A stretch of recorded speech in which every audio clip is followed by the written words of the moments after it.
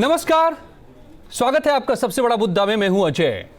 Show की शुरुआत करने से पहले आपसे कुछ सवाल। क्या आप यूपी में खुद को सुरक्षित महसूस करते हैं? क्या आपको यह भरोसा है कि वक्त पड़ने पर पुलिस आपको महफूज रखेगी? क्या आपको यूपी में गुंडों से ज्यादा कहीं यूपी पुलिस से तो डर नहीं लगता? यह सवाल इसलिए क्योंकि हम आपको यूपी पुलिस की कुछ ऐसी तस्वीरें दिखाने जा रहे हैं जिसे देखने के बाद आपको ये यकीन हो जाएगा, ये कहिए कि ये डर हो जाएगा कि यूपी की पुलिस दरअसल गुंडा पुलिस है। वो यूपी पुलिस जिसे सीएम अखिलेश यादव जनता का रहनुमा बताते नहीं थकते, वो यूपी पुलिस जिसके कंधों पर जनता की हिफाजत का जिम्मा है। लेकिन यूपी पुलिस की असलियत इससे कोसों दूर है। हकीकत यह है कि लोग यूपी में गुंडों से ज्यादा पुलिस से डरते हैं। यूपी की गुंडा पुलिस आखिर कौन है बचाने वाला? फिर अगर पुलिस भी गुंडा ही है तो यही है मेरा आज का सबसे बड़ा सवाल और सबसे बड़ा मुद्दा। करेंगे बात तमाम मेहमानों से, मगर आप पहले देखिए इस रिपोर्ट को कि हम क्यों ऐसा कह रहे हैं, क्यों कह रहे हैं यूपी पुलिस को गुंडा पुलिस।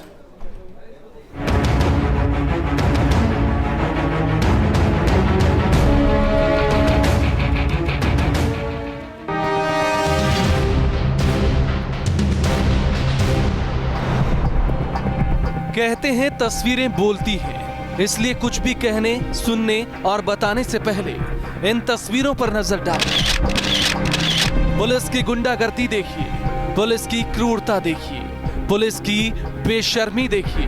ये हमारी पुलिस का वो चेहरा है जिसके बारे में जानते तो सब हैं, नीचे से ऊपर तक, अधिकारी से नेता तक। सबको मालूम है कि पुलिस आम लोगों के साथ बर्ताव कैसा करती है, लेकिन इसे खुलकर स्वीकार करने से हर कोई कतराता है। मगर तस्वीरों से कैसे मुंह छुपाया जा सकता है? पुलिस की बेरहमी की ये तस्वीरें सीएम अखिलेश यादव के लिए भी अहम है। उन्हें भी गौर करना चाहिए कि जिस पुलिस को वो जनता का रहनुमा बताते हैं उसकी असलियत क्या है। अब तो इस प्रशासन से हमको भी बहुत डर लगने लगा। आज तक तो पुलिस का नाम गंदा सुना था, आज पहली बार देख भी लिया। दरअसल ये मामला गाजियाबाद के मुरादनगर का है और पुलिस का ये कहर NH 58 पर मौजूद रेस्टोरेंट के मालिक और उनके नौकर पर टूटा है। रेस्टोरेंट मालिक नवीन का आरोप है कि उन्हें बेवजह पीटा गया।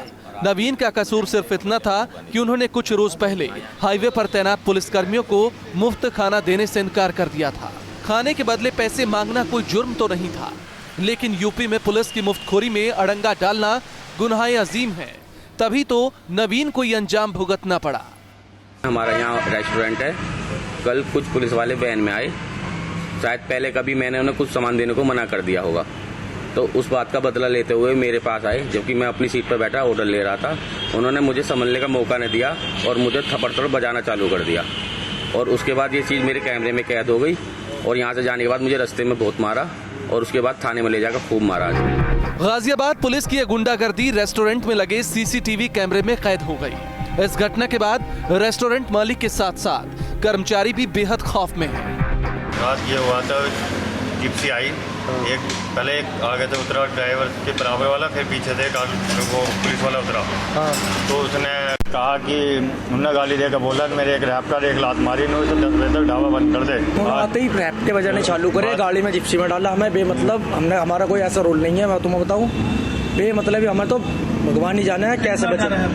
डर तो मैं तो रात को मैं तो काम भी छोड़ने की बात कर दी मालिक से, मैंने मुझे नहीं करनी नौकरियाँ।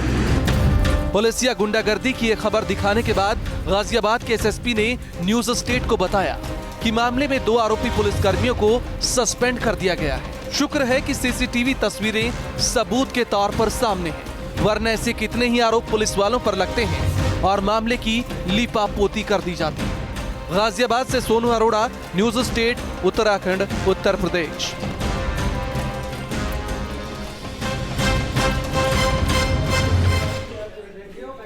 जी, तो आपने देखा इन तस्वीरों को और इसके बाद सवाल खड़े होते हैं कि क्या यूपी पुलिस की गुंडागर्दी का कोई इलाज नहीं है?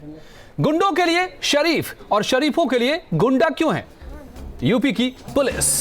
ये अपने आप में बड़ा सवाल है, क्योंकि अपराधी तो बेलगाम घूमते हैं, मगर जो बेकसूर लोग होते हैं उन पर पुलिस का डंडा कुछ यूं चलता है कि लोग अपनी जान से भी हाथ धो बैठते हैं।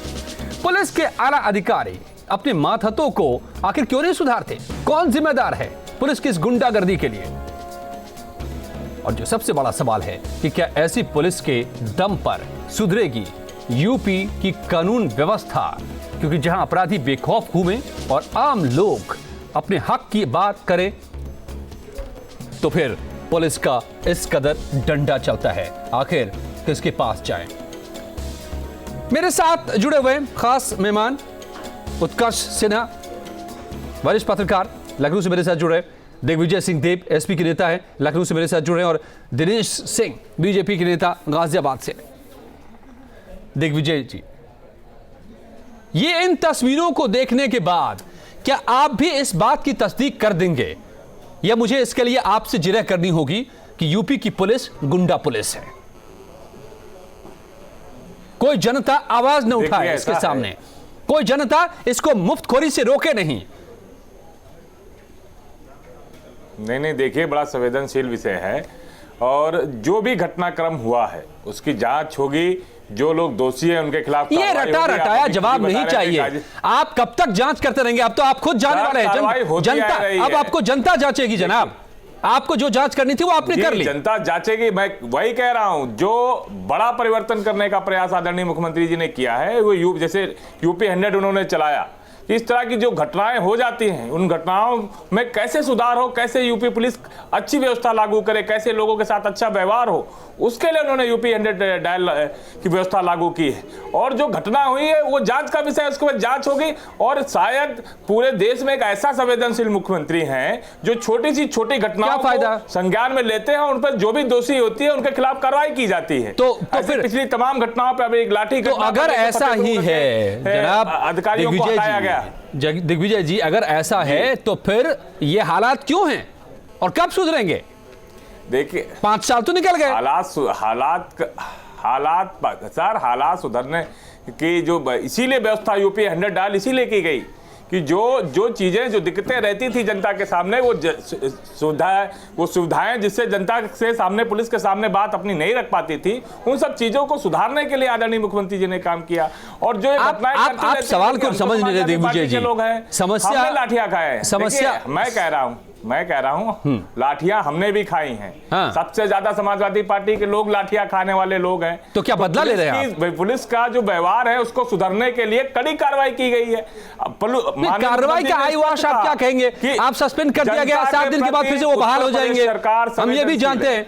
नहीं, देखिए, मैं कह रहा हूं अजय जी, कहीं पर पोस्टिंग हो जाएगी। माननीय मुख्यमंत्री जी पूरी तरह से संवेदनशील हैं। और आप पिछली सारी घटनाएं उठा लीजिए, लखनऊ में एक टाइपराइटर की घटना के साथ जो घटना है उसको सस्पेंड किया गया, तो आदरणीय मुख्यमंत्री जी का सीधा एकदम, अगर ये घटनाएं, ऐसी घटनाएं रुक जाती तो मैं समझता कि हाँ, मुख्यमंत्री की संवेदनशीलता का कोई फायदा है, लेकिन ये घटनाएं रुक नहीं रही हैं तो फिर इसका क्या फायदा? मैं चलिए ठीक है, मैं आपके पास फिर से लौटता हूं। दिनेश सिंह साहब, बीजेपी के नेता भी मेरे साथ जुड़े हुए हैं। दिनेश जी, मुख्यमंत्री संवेदनशील हैं, मुख्यमंत्री कानून व्यवस्था को काबू में करने की कोशिश कर रहे हैं, मुख्यमंत्री डायल 100 लेकर आए हैं, मुख्यमंत्री कार्रवाई करते हैं हर मसले पर, मगर फिर भी पुलिस है कि सुधरती नहीं, तो फिर रास्ता क्या है?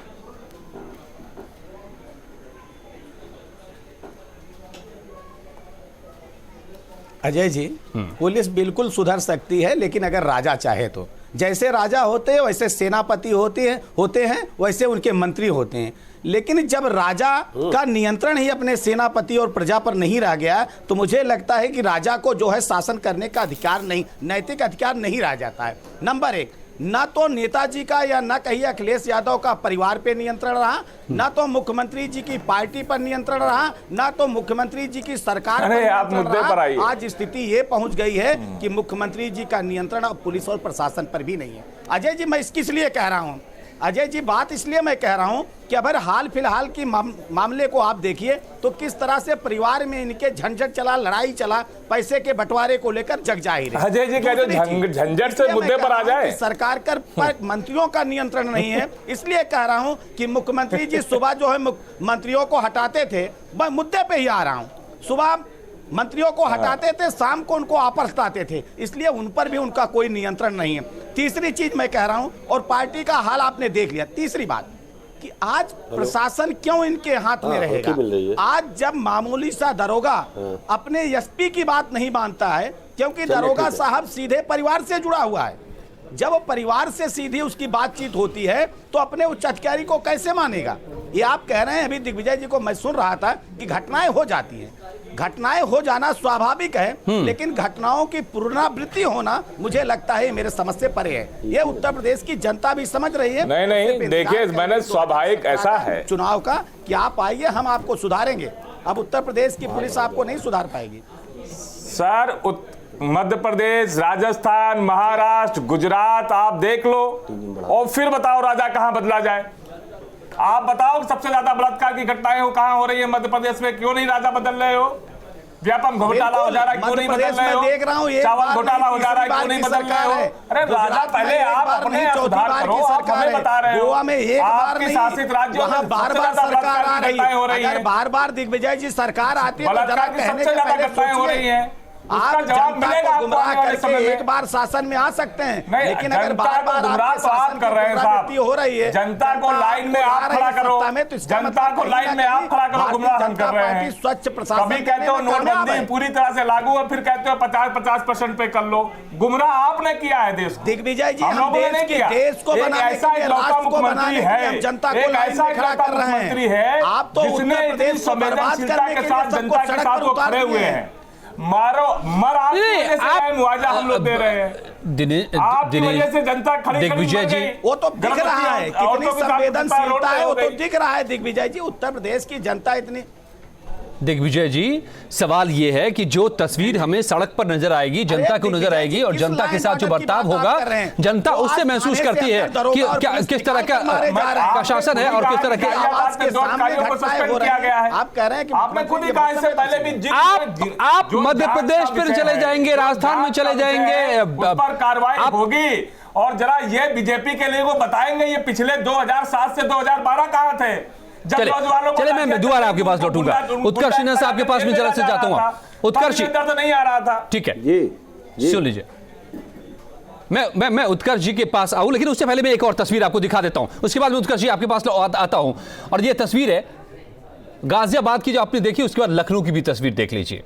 किस तरह से पुलिस टीचर्स पर जो निहत्थे हैं, जो अपनी बात कहना चाहते हैं और उस पर लाठियां भांजती है, अपनी मर्दानगी दिखाती है, जो मर्दानगी नदारद हो जाती है अपराधियों के सामने, और फिर एक टीचर की मौत भी हो जाती है। हालांकि पुलिस कह रही है कि पिटाई की वजह से मौत नहीं हुई। कैसे मौत हुई ये जांच होगी तो पता चलेगा। जांच होगी क्या और क्या निष्पक्ष जांच होगी? बहरहाल देखिए आप इन तस्वीरों को लखनऊ में की आज। लखनऊ से आई ये तस्वीरें यूपी पुलिस की गुंडई की कहानी बयां करती हैं। अपना हक मांगते लोगों पर सरकारी लाठियां तोड़, गुंडागर्दी नहीं तो और क्या है। यूपी की राजधानी है लखनऊ। राजधानी में तैनात पुलिस का गुंडा चरित्र कैसे सामने आया ये भी जान लीजिए। दरअसल ये लोग टीचर एम्प्लॉयज वेलफेयर एसोसिएशन से संबंध रखते हैं, मतलब टीचर हैं। सरकार से ये पुरानी पेंशन नीति को फिर से बहाल करने की मांग कर रहे थे। बड़ी संख्या में टीचरों का जत्था विधान भवन को घेरने जा रहा था। रास्ते में इन्हें पुलिस ने रोक लिया। टीचर और पुलिस वालों के बीच धक्का मुक्की शुरू हो गई। बस फिर क्या था, पुलिस वालों को मिल गया मनमानी का मौका। उन्होंने लाठियां भांजनी शुरू कर दी, कईयों को दौड़ा दौड़ा कर पीटा। जवाब में आंदोलनकारी भी उग्र हो गए। उन्होंने भी पुलिस पर हमला कर दिया, पथराव किया, जिससे कई सरकारी गाड़ियों को नुकसान पहुंचा। इस बवाल में एक प्रदर्शनकारी टीचर बुरी तरह से जख्मी हो गए। इलाज के दौरान सिविल अस्पताल में उनकी मौत हो गई। अब सवाल यह है कि हमारे पुलिस को हर मौके पर क्या सिर्फ लाठी चलाना ही जरूरी लगता है? अपराधियों के लिए जो डंडा खामोश रहता है, बेकसूरों पर आखिर वो क्यों बरस जाता है? लखनऊ से अनूप चौधरी, न्यूज स्टेट, उत्तराखंड, उत्तर प्रदेश। उत्कर्ष सिन्हा जी, हाल ही में अक्टूबर में एनएचआरसी ने रिपोर्ट दी है कि देश में सबसे ज्यादा कस्टोडियल डेथ अगर कहीं है तो वो है उत्तर प्रदेश में। और उसके बाद सड़क की ये तस्वीरें हम देख रहे हैं।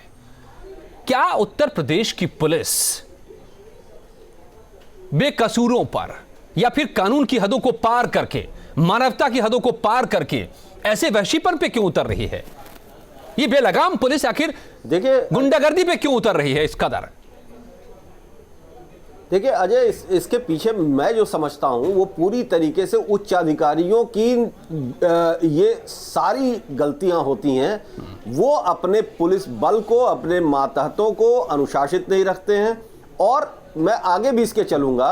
और ऐसी घटनाएं जब होती हैं, इसका सीधा सीधा मकसद मतलब ये निकलता है कि उनके पास कोई रणनीति नहीं है, कोई समझ नहीं है।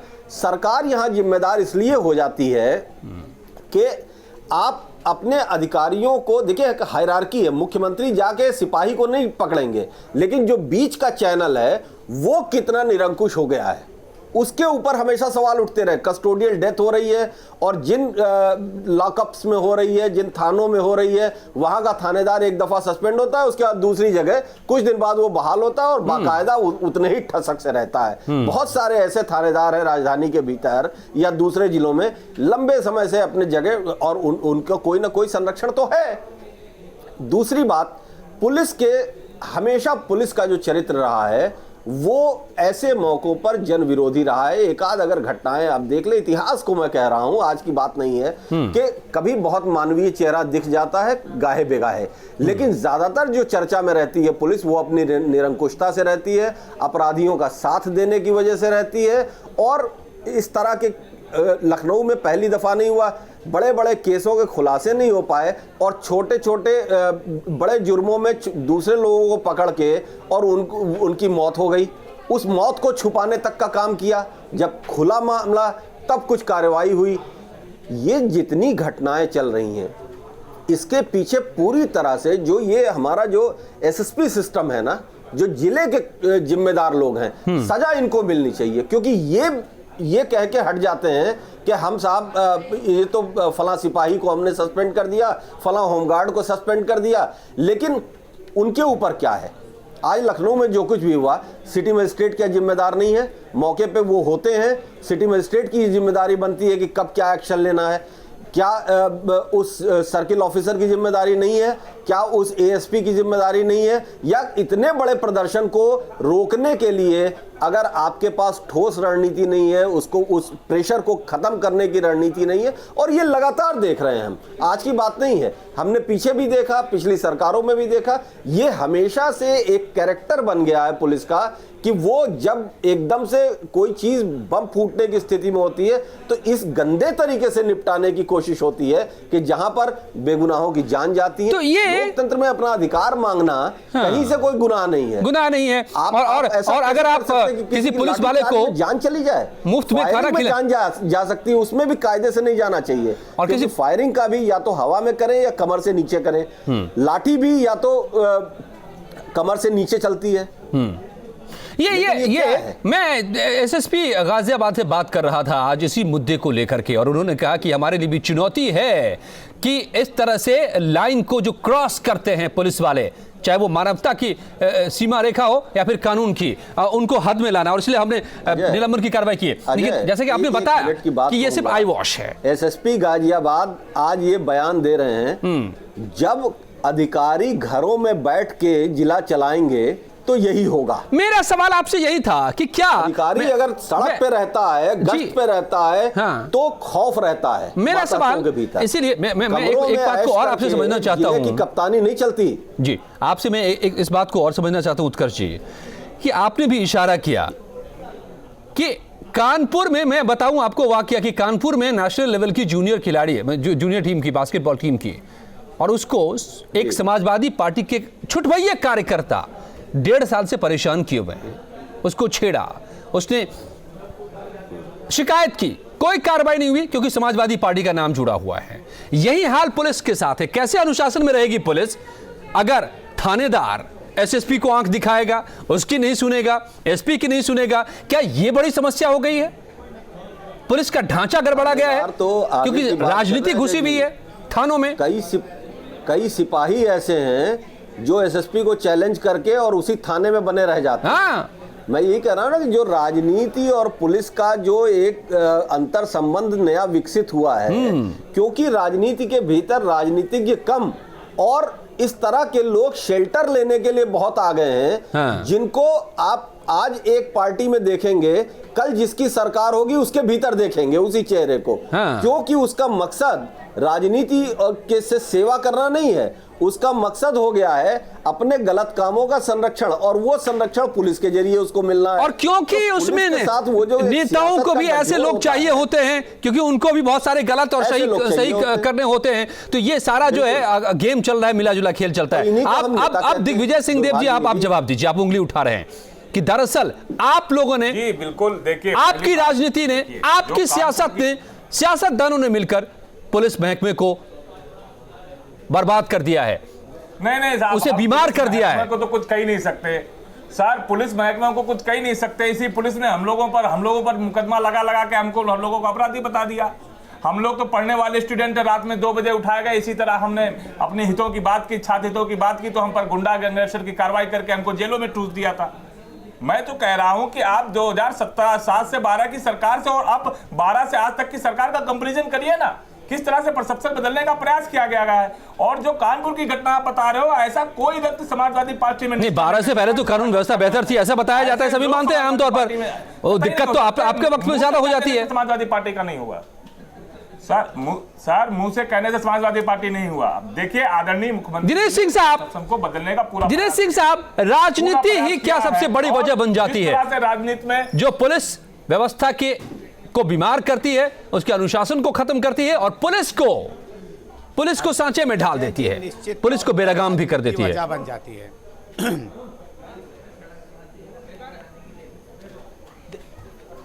जी बिल्कुल अजय जी, देखिए जिसका जो काम है, अगर वो अपने काम को छोड़कर दूसरा कोई काम करने लगता है तो दिक्कत वहां पैदा हो जाती है।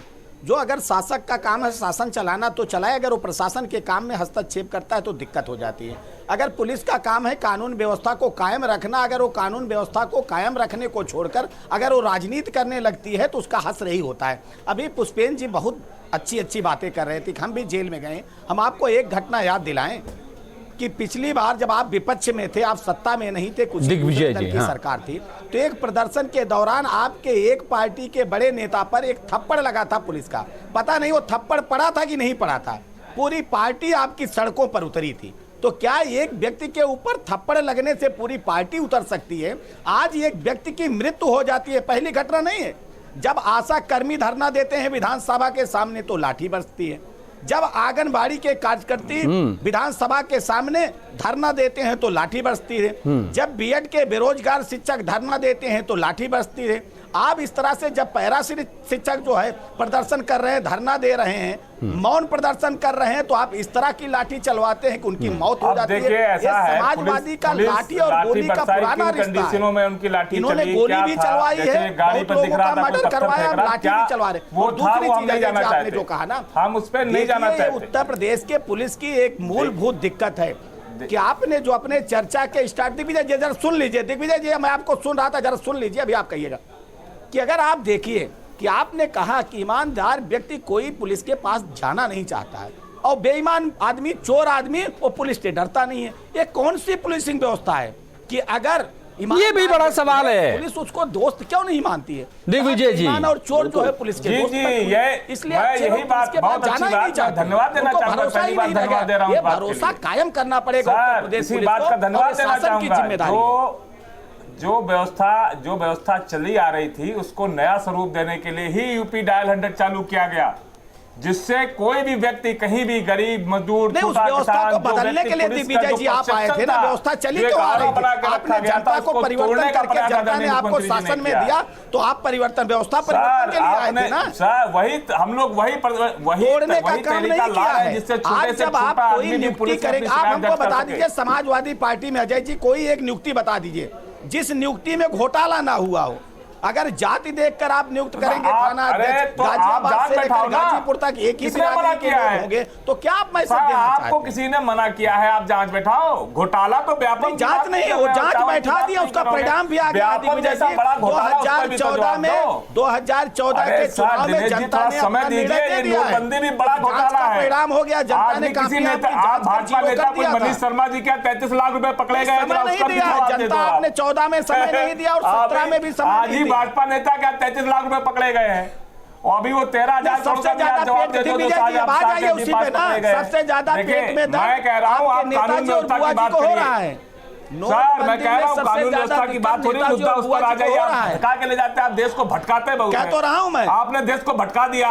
33% नहीं, आबादी आप कानून गरीबी व्यवस्था रेखा पर के भी नीचे आइए गिरी, ना। आपने देश को उत्तर भटका प्रदेश में दिया। हमारी भी हर सरकार साल है। 1 करोड़ आज 14 लाख केंद्र में नौजवान हमारी पढ़ के भी बेरोजगार सरकार हो रहा है, है। आपने देश को भटका दिया। आज मध्य आपका प्रदेश, मुद्दा तो राजस्थान, हिंदुस्तान गुजरात, होना गोवा चाहिए, में तो है हमारी ही नहीं। सरकार है। आप देश को महाराष्ट्र में भरमाए हमारी घूम रहे सरकार है, हो। हरियाणा में आप सरकार है। 16,000 किसान हर साल मर जा रहा है, आप देश को भरमाए घूम रहे हो।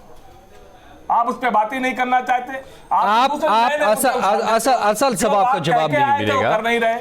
असल सवाल का जवाब नहीं मिलेगा, लेकिन राजनीति जरूर सर होगी। वही बात कह रहा हूं, मगर सबसे बड़ा सवाल मुद्दे यही पर है आइए। मैं कह रहा हूं कि पुलिस कैसे बेहतर है हो, कैसे या वर्दी वाला गुंडा? जनता पुलिस के सामने जनता कोई पुलिस कैसे, ईमानदार पुलिस आदमी, व्यवस्था कैसे कोई बेहतर शरीफ हो, आदमी जा कैसे सकता है जनता की या नहीं जा सुविधा सकता उसका है? तरीका आदरणीय मुख्यमंत्री जी ने बहुत बड़ा निकाल कर दिया है। क्या उत्कर्ष जी, ये एक लाइन में जो बार बार दिग्विजय जी दावा कर रहे हैं, जो तरीका निकाला गया है, क्या उस रास्ते अब सब कुछ सुधर जाएगा क्या? सर क्या इस दावे में दम है? ऐसा है उत्कर्ष जी से मेरा एक छोटा सा सवाल, समय बिल्कुल नहीं है मेरे पास। शुरू हुआ और जी जो व्यवस्थाएं हैं, मैंने कहा कि उत्तर प्रदेश में इससे पहले भी सरकार रही है और इससे पहले उत्कर्ष जी, आप मुझे सुन पा रहे हैं? वार्ता की है, कितने की लाठी मारी है और समाजवादी पार्टी के हमारे एक नौजवान पर भी गोली लगी और वो मरा था। लेकिन पहली बार ऐसी व्यवस्था हुई और पहली बार दिग्विजय ऐसा जी, मुख्यमंत्री आया आप जिसने छोटी कोशिशें कर रहे हैं, मगर नतीजे जो सामने दिखाई दे रहे हैं उसमें बदलाव नजर नहीं आ रहा है। और कहीं ऐसा ना हो कि आपकी कोशिशें और उसके नतीजे आने में देर हो जाए और जनता फिर फैसला ले ले। ये देखना होगा, क्योंकि पुलिस से जो सुरक्षा का एहसास होना चाहिए, पुलिस से आम लोगों को अब डर लगता है, क्योंकि पुलिस गुंडा नजर आ रही है। सोचिए जरा। धन्यवाद आप सबका मेरे साथ जुड़ने के लिए। उत्कर्ष जी, दिग्विजय जी, दिनेश सिंह साहब, यह था आज का सबसे बड़ा मुद्दा।